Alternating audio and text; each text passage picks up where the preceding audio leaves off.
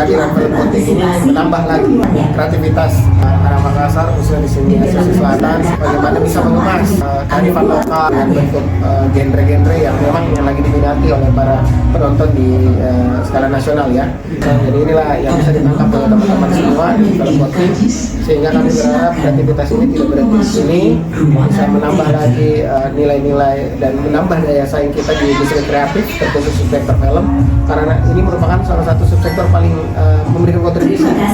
Film ini memberikan kontribusi bersama 3 subsektor lainnya, yaitu kuliner, fashion, dan kria. Sekali lagi dengan kehadiran film Poting ini kita berharap seluruh warga Sulawesi Selatan, khususnya yang ada di Makassar ini hadir semua nanti mulai lusa hari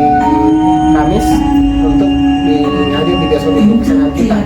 karena sekali lagi dukungan itu harus hadir dari kita sendiri sebagai warga kota Makassar, karena film ini menceritakan kearifan lokal kita sebagai Bugis Makassar Toraja dan